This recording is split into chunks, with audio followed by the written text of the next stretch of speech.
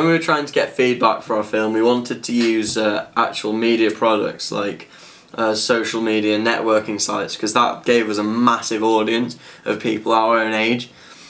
So we put a link to the film of the draft on the websites like Facebook and Twitter, and we also put photos, screenshots of the film on Instagram to get feedback on sort of shot types, music types, and everything in between that. And it really allowed us to sort of get actual feedback straight away from our target audience, rather than do surveys on like written surveys that people have to take time out to do.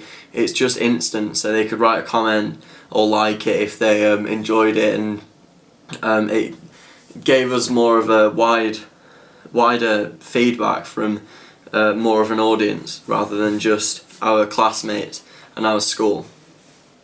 We also used SurveyMonkey in order to get feedback on our initial ideas. For example, we asked questions just like, would you expect to see a range of soundtracks in a short film, or would you want just one set soundtrack like most short films usually have? And the feedback we happened to get was they wanted more than one, just because it makes it more exciting to the viewer, and it adds a bit of diversity rather than just having the same thing. And with music as well, a change in music is sort of usually is a change in scene or a change in attitude, and that's actually what we needed to get across, rather than just the same idea all the way through. It's two completely different sides. So that's why actually we were originally going to use one track or throughout, but because the idea was that we wanted to show the two conflicting sides, the change in music was actually good, because it allowed the viewer to have sort of beginning, middle and end, instead of just one continuous thing, in which short films usually are. And actually, when we were doing our research, we found out that that's what people didn't like about short films. It wasn't really a story, rather than it was just sort of an example of cinematography, and that's not what we wanted.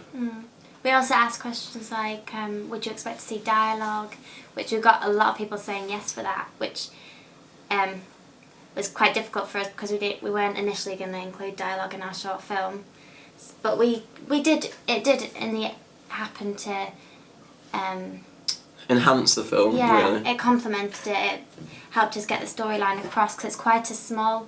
Well, it's not a small storyline, but it's quite a... It lacks sort of depth. Yeah. And we really wanted just the viewer to make their own mind about it.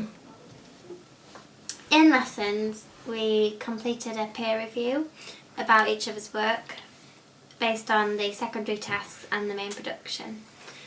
The feedback we got was very good. We had a lot of people commenting on the use of photography, like the professional.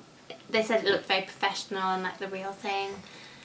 They said the range of fonts in our magazine review page, where it was a nice range of fonts without there being too many. Yeah, the scoring system ranged from minimal, efficient, and then excellent, and all apart from 4 were proficient, and then the extra 4 were excellent. So the feedback was really positive, and this means, as well as the scoring system to tell us whether it's actually to the grade we needed to be, there's also a comment box. So we got feedback like one of the pictures on the magazine review page was out of place, so when we replaced that we couldn't find an image to replace it with, so we designed just like a whole new magazine review page, which actually looked a lot better than the original. We also edited the image a lot because we wanted it to be indie. We didn't want it to be like a general review page you'd see in, say, an Empire magazine, or... Yeah. We wanted it to just look... When going over our audience feedback, we noticed that we'd got excellent for the filming section, and this is something that we're really happy about, because when we were actually producing the film we were focusing on making the cinematography as impressive as possible. So to do this we actually used, the equipment we used was, it's called a crane, and it lifts the camera up and down on a pivot, and you can also turn it left, right, and it just means you can get some really nice sweeping shots through the forest and like get like a panoramic viewing of the scene that we were shooting in. And this is really effective for shooting sports as well, because you can follow the ride around, and it's this really smooth motion, and it looked really good. It was also helpful for the beginning scenes when we were in the house, because it just helped us to get some artistic kind of shots, because we wanted to follow our indie theme. For example, when he went through the door, we had a close-up, like match action shot with the door handle and him opening the door and going through. So it just helped us a lot with the production overall.